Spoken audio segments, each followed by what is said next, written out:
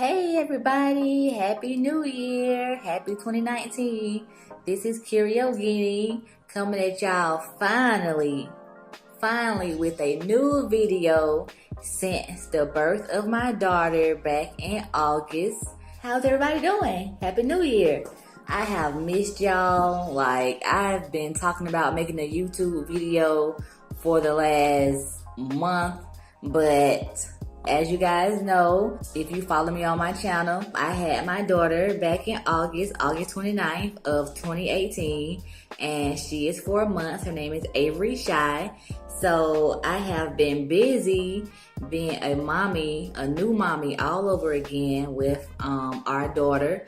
And if you guys also follow my channel, you know that in 2017, I had my first baby, Noah, and he'll be 2 in February. So I have been really busy and really tired and sleepy. But I told my husband last night or either this morning that, you know what, I need to, I'm starting to feel more energized and well rested. So I told my husband I need to get on YouTube and say what's up to my followers to let everybody know what's going on, catch everybody up on what's been happening in my life. It's a new year, so hopefully everybody, I'm not going to say have New Year's resolutions because people have a tendency of not keeping the resolution, but hopefully, since it's a new year, it's 2019, everybody have things that they want to accomplish in order to make 2019 better than 2018. Or if your 2018 year was, the bomb, then, just keep that same energy for 2019. So hopefully 2019 to be just as good as last year.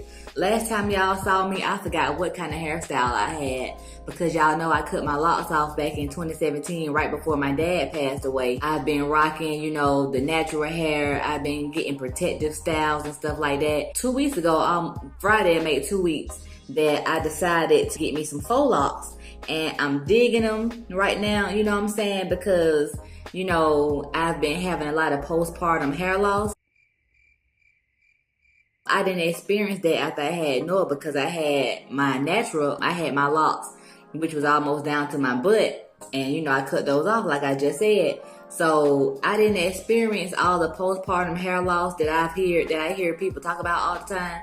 And so I didn't know what it was. I knew I had heard of it, but I didn't experience it. So with this pregnancy and delivery, all of a sudden I was, washing my hair because I was keeping my hair in, 2-strand twist, trying to grow it out from having it cut, down into a little, fade, that my hair was coming out. I'm like, dang, why my hair coming out? And I was like, oh, postpartum hair loss. Like, clumps of my hair would be in my hands after I washed my hair, and it'd be all in the sink, So I was like, let me try to do something to my hair to keep me from having to comb in it and, put more stress in it than it already is. Thank God for Instagram and hashtags.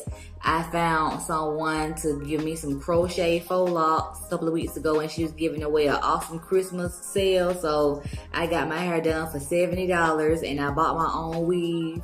So I think I may have spent like $105 versus going to somebody else that may have charged like $150 or $180 and up.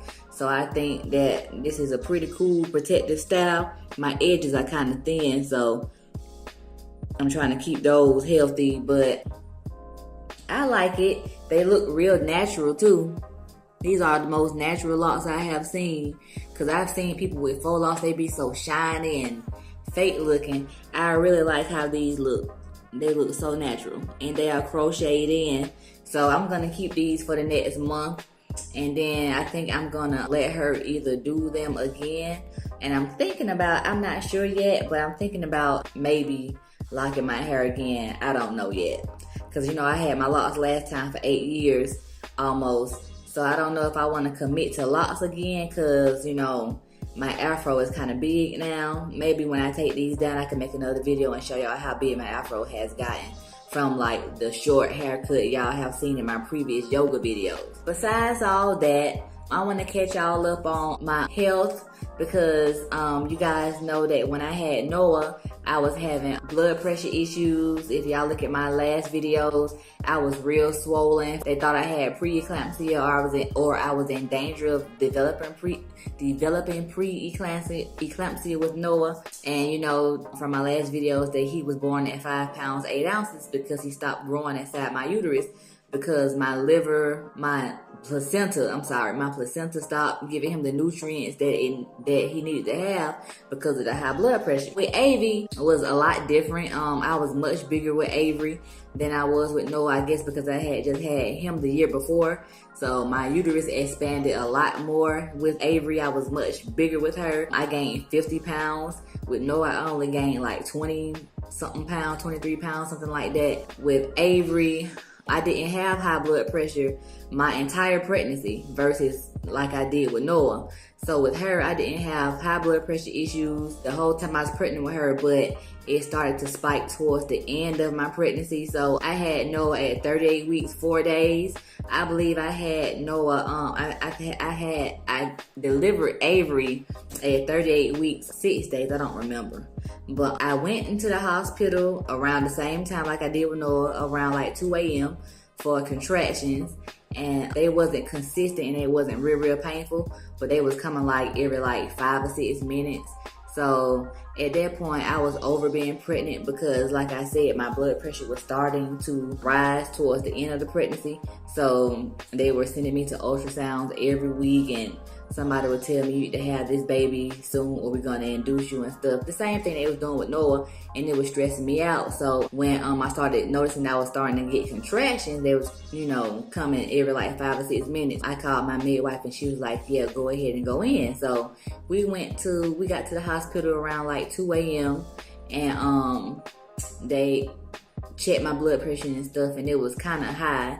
But I'm about to tell my birth story, and then after that I'm gonna let y'all meet the kids. I'm gonna let y'all meet Averie and Noah to let y'all see how big he's gotten. So we get to the hospital around 2 a.m. August 29th, and they check your blood pressure and stuff when you come to the hospital. And the nurse put the wrong size blood pressure cuff on my arm.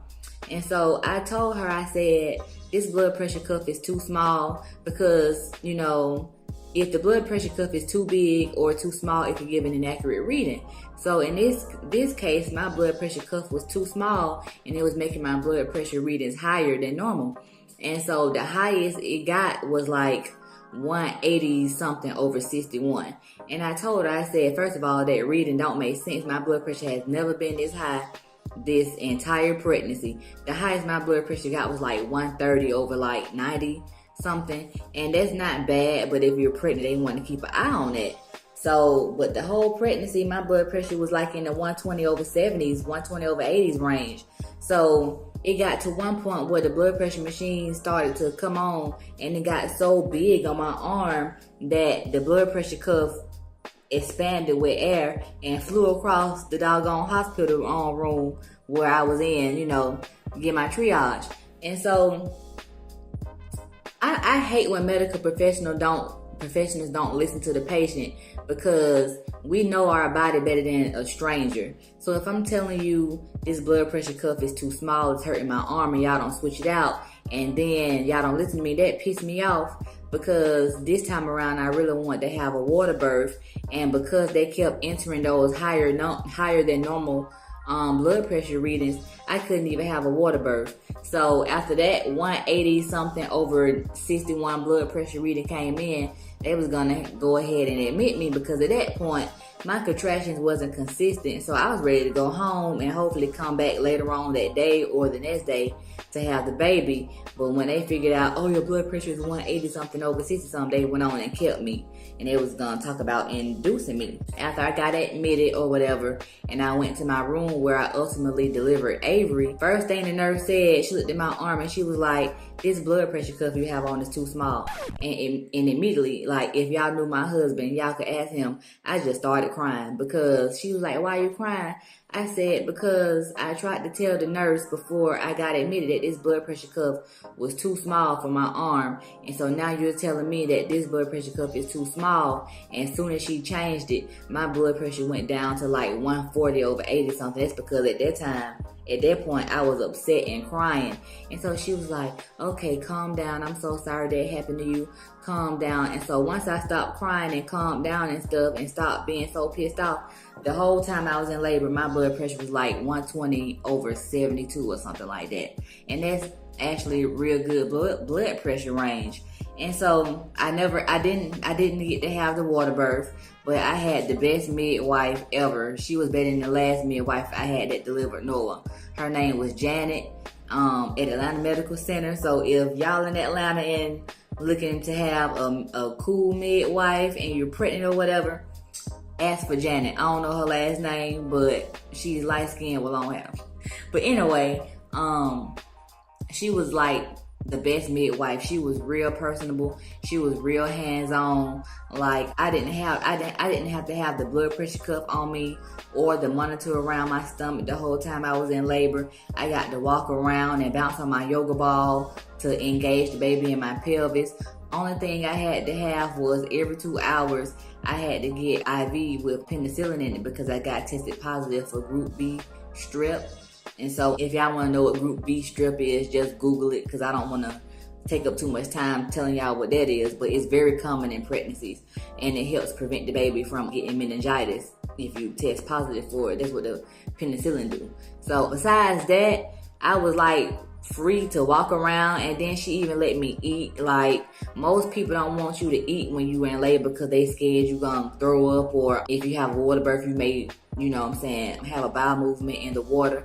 But you have to eat to have energy to be able to push the baby out. So even though I didn't have much of an appetite, I was allowed to nibble on some grapes and, you know, fruit and stuff and sip on some orange juice.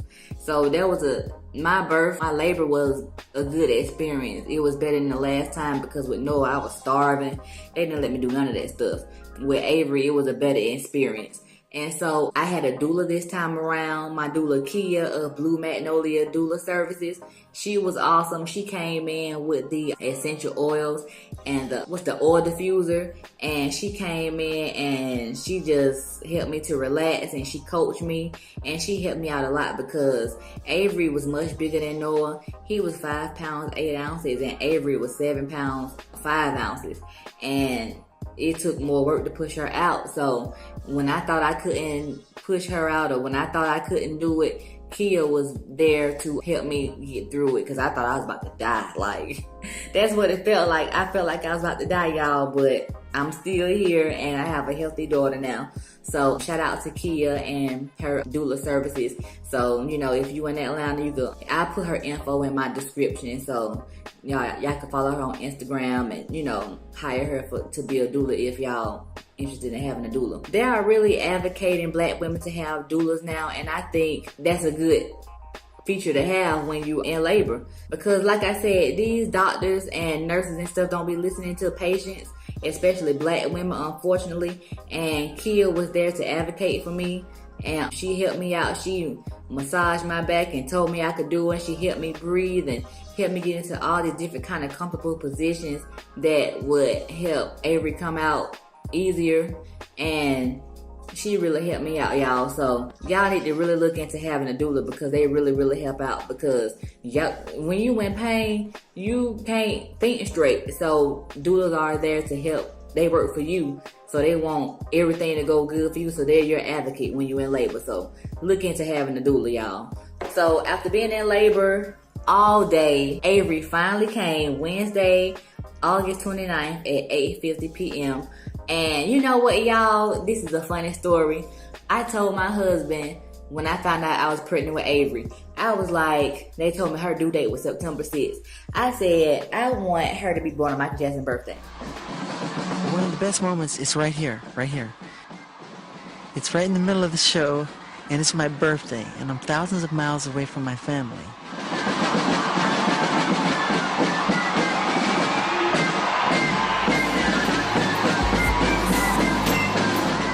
when they surprised me with a full marching band, and then they brought out this huge, beautiful birthday cake,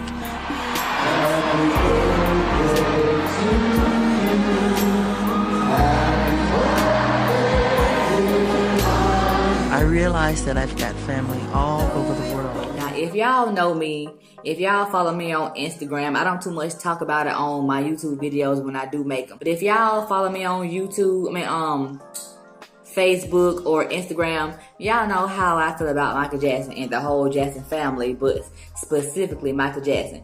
So y'all know that I love Michael Jackson. So when I realized what the day was, I was like, wait, today the 29th. Today is Wednesday. It's Michael Jackson's birthday. I was like, my daughter may be born on his birthday. And so when I was in labor for so long, it went from morning to night. I'm looking out the window and it's getting dark outside. I didn't know what time she was coming, but she came at 8:50 p.m. on his birthday, y'all. And I had told my husband that she was going to be born on his birthday, but I didn't think it was really going to happen like that. So she was born on my boo birthday. Okay, so I'm gonna let y'all meet Averie and let y'all see how big Noah is getting. So hold on for a second. Oh good, I mashed the right button. So y'all, this is Noah. Say hey. Say hey. He looking at his brothers over there, y'all. So this is Noah. He gonna be 2 next month. It's 2? Yep, you're gonna be 2. And don't pay attention to his hair. But as y'all, my previous video from when I first had him almost 2 years ago, the last video, one of the videos he was in, he was 2 months old. So he's a big boy. So tell everybody, hey Noah. Say hey.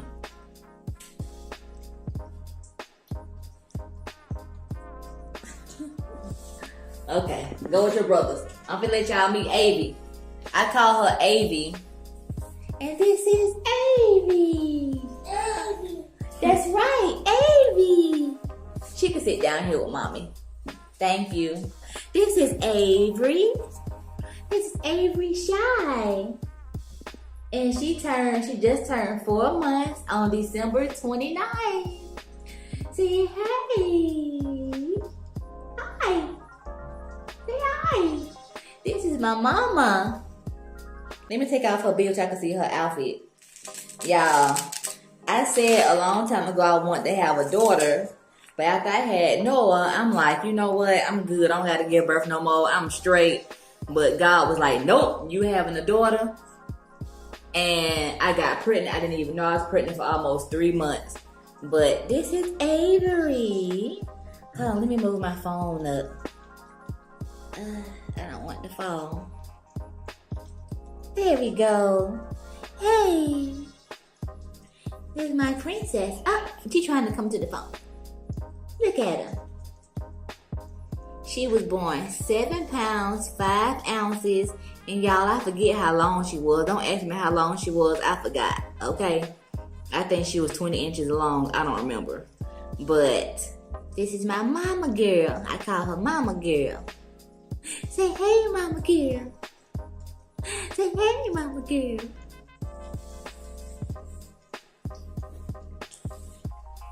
Say hey.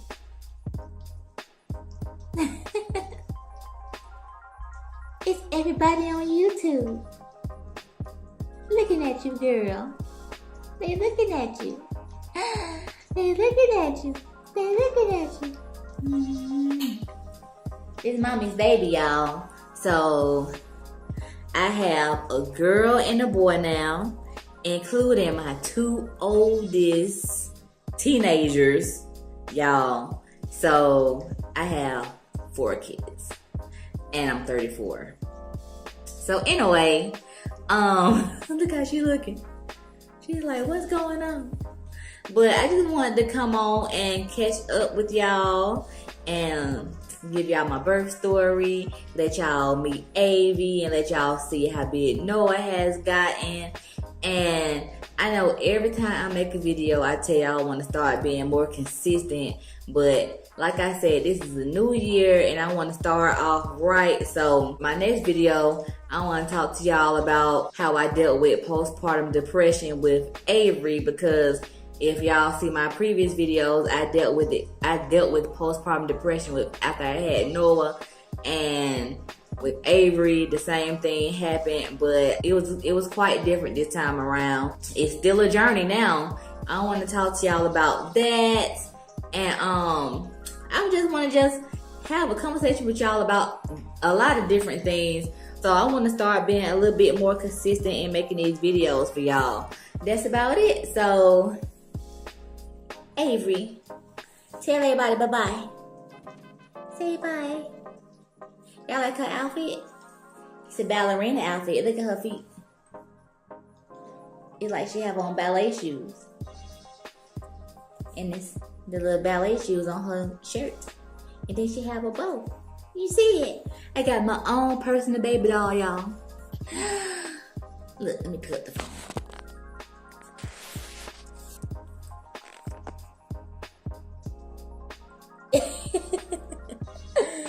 Say bye-bye.